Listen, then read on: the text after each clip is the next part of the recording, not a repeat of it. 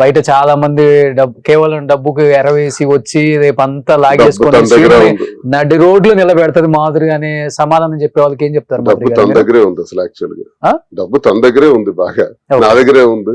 నా దగ్గర ఉన్న ఆస్తులన్నీ రాసేసాను కదా, రాసేసి కుటుంబానికి రాసేసి నేను ఎంప్టీ హ్యాండ్స్ తో బయటకు వచ్చాను. ఇప్పుడు నా దగ్గర ఏముంటది, జనరల్ గా ఏముంటది, అన్ని ఇచ్చేసినాను కదా. లేవని నేను అంటలేదు, ఉన్నవన్నీ రాసేసి వచ్చాను. అసలు చిల్లి గవ్వ కూడా లేదా? లేదు, అన్ని రాసేసాను మొత్తం రాశాను. కోర్టులో కేసులు ఎలా ఉన్నప్పటికి కూడా నాకున్న మైన్స్ కి సంబంధించిన ఫ్యాక్టరీస్ గానీ, బంగ్లా, ఇల్లు, హౌసెస్ గానీ అన్ని కూడా రాసేసి వచ్చాను. ఎంత మీ బ్యాంక్ బ్యాలెన్స్ బయటకు వచ్చేటప్పటికి? బ్యాంక్ బ్యాలెన్స్ లక్షల్లోకి వచ్చేసింది, ఒక 26 లక్షలతో వచ్చేసింది బయట. అంతే అంతే, మొత్తం అంతా రాసి పెట్టేసాను. తర్వాత ఏం చేయాలా, ముందుకు ఎలా పోవాలా అని ఆలోచనలో భాగంగా తనకున్నటువంటి ఆస్తుల్ని కొన్ని రెడీ చేసి, ఆ ఆస్తులన్నింటిని కూడా కొంత ఫైనాన్స్ రెడీ చేసుకుని, మరి మన మీద ఆధారపడినటువంటి ప్రజలు మనకు ఒక పెద్ద టీం ఉంది. ఏ ఉద్యోగాలు లేక, ఏ అవకాశాలు లేక చాలా మంది నా కోసం ఆధారపడిన వాళ్ళు ఉన్నారు. వాళ్ళందరికీ ఏదో ఒకటి కల్పించాలి, ఇలా కూర్చుంటే జరిగే పని కాదని కొంత డబ్బుని రెడీ చేసి ఇప్పుడు వ్యాపార రంగంలో అడుగుపెట్టాం. అది హైదరాబాద్ వేదికగా తీసుకుందామని హైదరాబాద్ లోనే కాంచీపురం వకులా సిల్క్స్.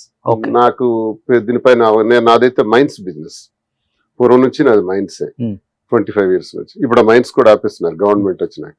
దానివల్ల ఒక 50 కోట్ల లాస్ వచ్చింది, ఎలక్షన్ లో కొంత పోయింది, అన్ని కలిపి చాలా లాస్ లో ఉన్నాయి. ఈ లాస్ లో ఉన్నప్పటికి కూడా ఏదో ఒకటి చేయాలన్నటువంటి తపంతో తనకి ఫ్యాషన్ పట్ల ప్యాషన్ ఎక్కువ. సో ఆ ప్యాషన్ ని ఎందుకు మనం చేయకూడదు, దాని ద్వారా ఎంతో మందికి మనం ఉద్యోగాలు కల్పించిన వాళ్ళు అవుతాం, మన పరిస్థితి కూడా ముందుకు తీసుకెళ్లగలిగిన వాళ్ళు అవుతాం అని ఆలోచించుకొని ఈ బిజినెస్ రంగంలో తను వస్త్ర రంగంలోకి అడుగు పెట్టడం, అలాగే జ్యువెలరీ కూడా స్టార్ట్ చేయాలని ఇవన్నీ కూడా ప్లాన్ చేస్తుంది. ఓకే, సో దువ్వాడ జ్యువెలరీస్ అని పెడతారా, మాధురి జ్యువెలరీస్ అని పెడతారా? ఇద్దరు కలిపిన జ్యువెలరీస్, మాధురి దువ్వాడ కలిపి పెడతారు. కానీ ఇద్దరు 24 క్యారెట్ ప్యూర్ గోల్డ్, అది ఉంటది కదా, ఎటువంటి కల్తీ లేని అలా ఉంటే మీ స్వచ్ఛమైన మాటలు, అది ఎందుకు అందరికి ఎక్కలేదు నాకు అర్థం కాలేదు. అసలు వాళ్ళకి ఎక్కుతుంది, బయటకి ఎక్కనట్టు నటిస్తారు. ప్రజలందరికి ఎక్కింది సార్, ఎందుకంటే మమ్మల్ని రిసీవ్ చేసుకున్నారు. నేను ఎక్కడికైనా వెళ్తే మేము పరిగెట్టుకుంటే వచ్చి ఒక సెల్ఫీ ఇవ్వండి సార్ అంటాం, లేదా కార్ ఆపేసి మా కార్ ను ఓవర్టేక్ చేసి మరి వచ్చి సెల్ఫీ అడగటం, లేదు కొంతమంది 2 వీలర్ మీద వెళ్తున్న వాళ్ళు కూడా బళ్ళు ఆపేసి మరి వచ్చి అడగటం ఎక్కడైనా కనపడితే.